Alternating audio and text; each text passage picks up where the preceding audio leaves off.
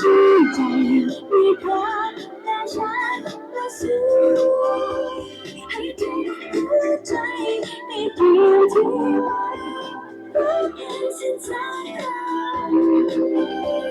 Every birthday we celebrate for us and say the song that when Christmas Eve เราให้ความรักความสุขกลับเข้ามาในใจเป็นความรักที่ต่อมนุษย์ทุกคนเคยร้องเพลงสรรเสริญในจังหวะเสียงที่เป็นออกมาจากในหัวใจตอนนั้นพระองค์ฉันมองประเทศเราจะนำไปทุกคนข่าวดีมาเป็นข้าพเจ้าประตูสวรรค์นำล้ำมาสัญญาสิ่งสวยกับผู้เป็นจากสวรรค์ได้มาสิ่งใจมาสวรรค์มาจากสวรรค์ใจมาจากสวรรค์มาจากความสุขความฝันสิ่งสิ่งที่มันเป็นแรงเป็นความจำเป็นดีของเราแต่ก็ไม่มีสิ่งลงมาให้มีอยากเห็นสักมากมายทุกสิ่งเราเห็นในสายตาฮาเลลูยาฮาเลลูยาคำสอนบางอย่างเราจำชื่นใจมีพระและฉันและสู้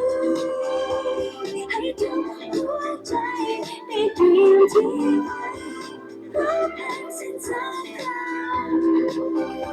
อยากจะช่วยจะใส่ให้ต้องมีความหมายมีประการที่ว่าในคริสต์มาสที่มามาน้อยลงมาคือเอาไปแค่สิ่งที่สำคัญอยากจะทำให้เราไม่สดใสความสันติสุขไม่เป็นสิ่งที่มีค่าจะอันทอนอะไรคุณจะไม่ได้ไปกว่าบอกว่าฮาเลลูยาฮาเลลูยาทั้งไว้เกียรติองค์พระเกียรติให้เรามาด้วยกันด้วยความดีรวมกันถวายเกียรติแด่พระองค์ฉลองวันคริสต์มาสของคุณเพื่อเป็นพระเจ้าเข้ามาร้องเพลงรวมกันให้มันเป็นเสียงเดียว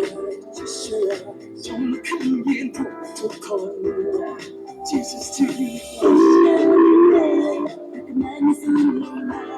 Hallelujah กันสักมากมาย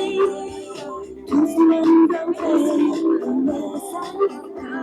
Hallelujah Hallelujah คำสอนบางอย่างเราจำชื่นใจมีพระและฉันและสู้ให้ทุกหัวใจในเพียงที่ไว้รักกันสิ้นสายตาพระทรงบำรุงเราจงชื่นใจมีพระ